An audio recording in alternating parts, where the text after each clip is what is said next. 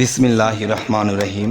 হে সমস্ত জগতবাসী, আজ আমি শামীম আলী চিশতি আপনাদের সামনে একটি আলোচনা নিয়ে হাজির হলাম। সেই আলোচনাটি যদি কেউ মন দিয়ে শোনে, ইনশাআল্লাহ তিনি ইহকাল ও পরকালে সুখী হয়ে যাবেন, তার দুঃখ বলতে থাকবে না। আচ্ছা, তো এর প্রথম যে কথাটি আমি আপনাদেরকে বলবো সেটি হলো যে আত্মত্যাগী মানুষগুলো ইহকাল ও পরকালে সুখী।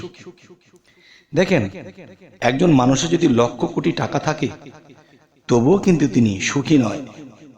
যে একটা কথা আছে, যার ধন আছে তার হারাইবার ভয় আছে, আর যার কিছু নেই তার হারাবারও ভয় নেই। তাহলে সবচেয়ে সুখী মানুষটি কে? যিনি আত্মত্যাগী। তাহলে আত্মত্যাগী বলতে আমরা কি বুঝবো?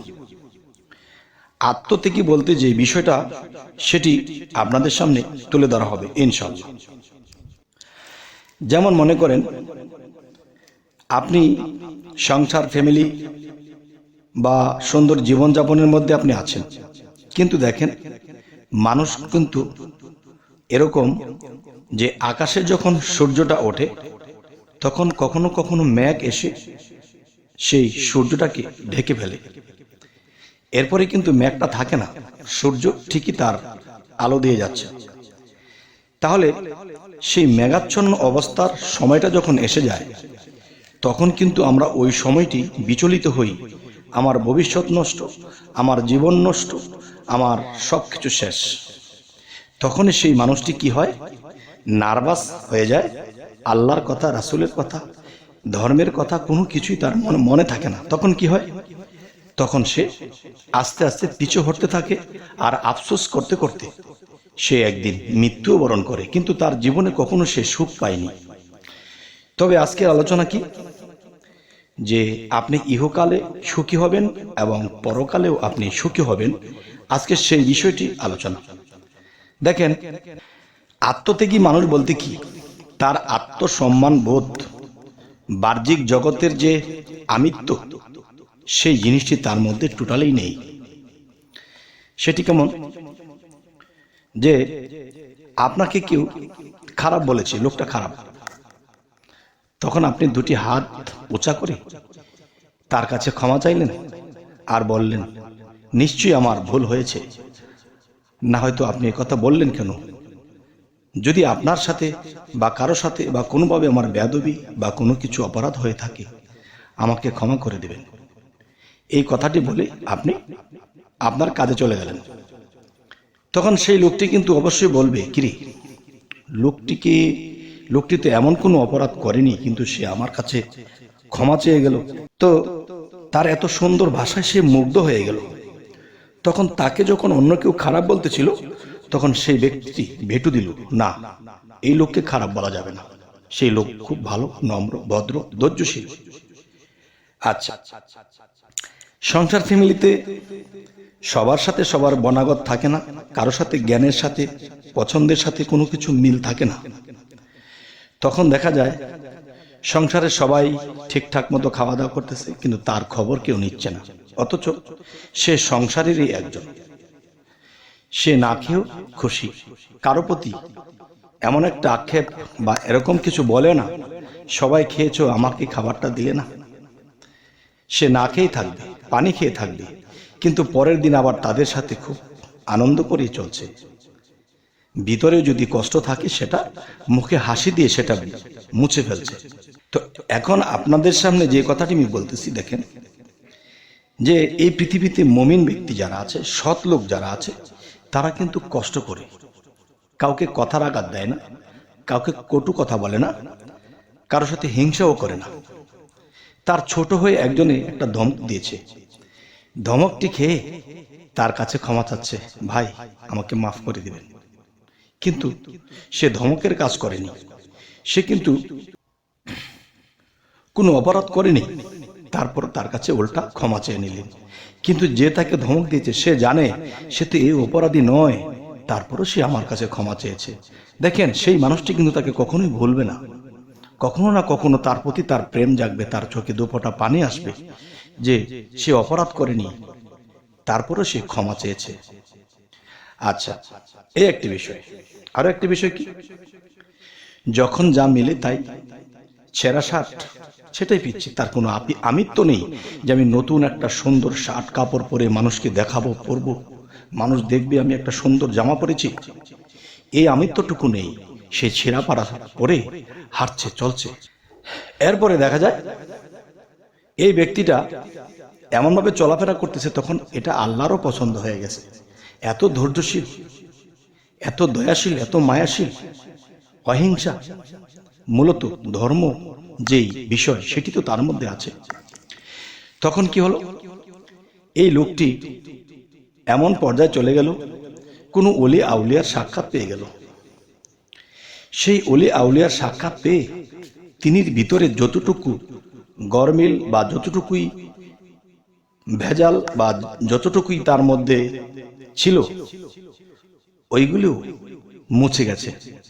সেই অলির কাছে গিয়ে তার কাছ থেকে সাধনা নিয়ে সে নিয়মিত করতে করতে সে আরো ধৈর্যশীল হয়ে গেলেন, মাটির মতো হয়ে গেলেন। যেমন মাটির মধ্যে যদি কেউ পাড়ায় তখন কিন্তু মাটি কাউকে কিছু বলে না, ঠিক এই ব্যক্তিটি আরো মরার মতো হয়ে গেল।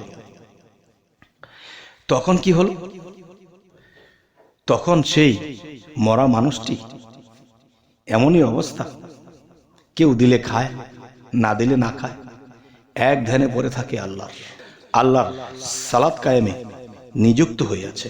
তবে হে সমস্ত জগৎবাসী, আজকের এই আলোচনাটি কেন করছি?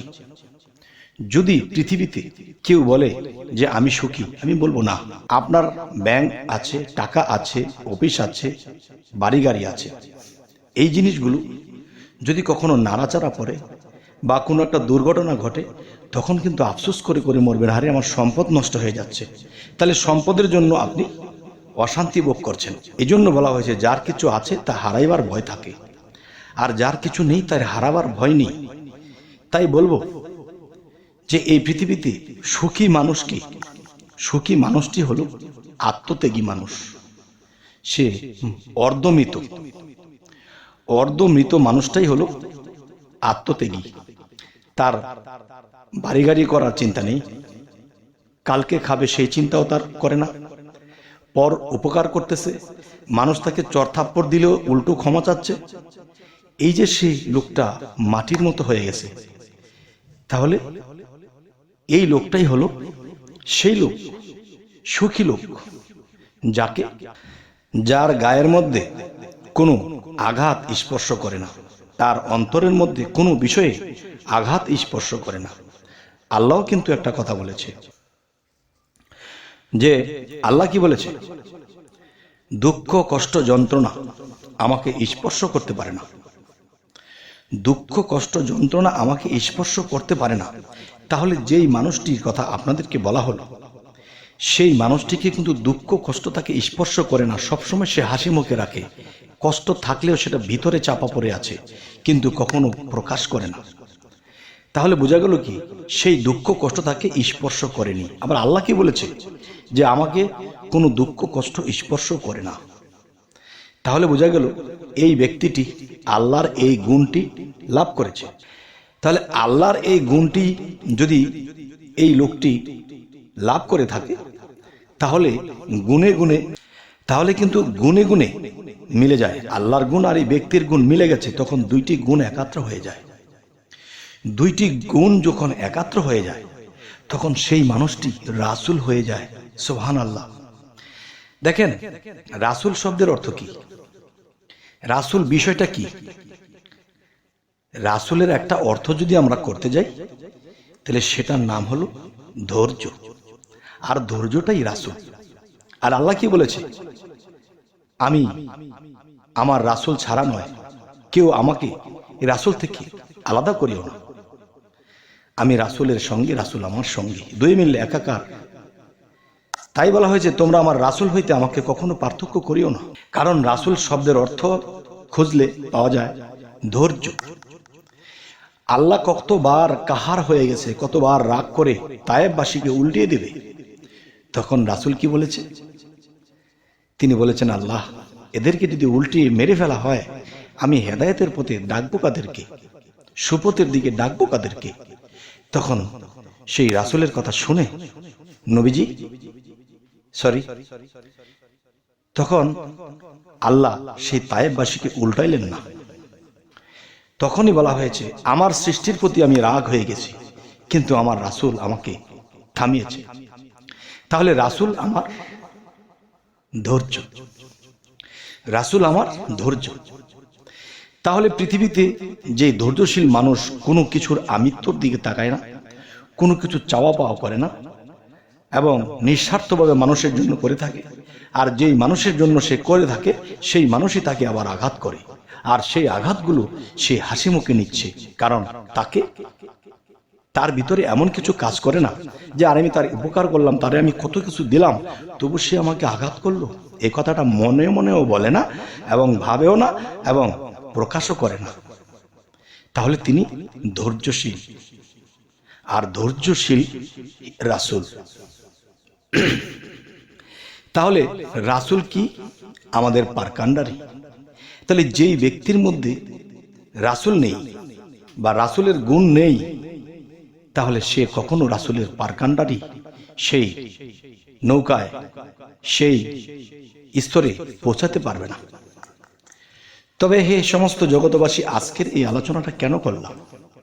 এই পৃথিবীতে মানুষ যতই সাধনা করুক, যতই মুর্শিদ ধরুক, যতই ইবাদত করুক, যতক্ষণ পর্যন্ত সেই মরা মানুষটি হতে না পারবে, অর্ধ মরা মানুষটি না হতে পারবে, ততদিন পর্যন্ত তার কোনো ইবাদত, তার কোনো কিছুই কাজে আসবে না। তাই আমরা এই জগতে আর যতদিন বাঁচব, অবশ্যই আমরা সেই মরা হব। যদি মরা হতে পারি, কারো মুখের বাক্যের কথার স্পিরিট আমার শরীরে লাগবে না।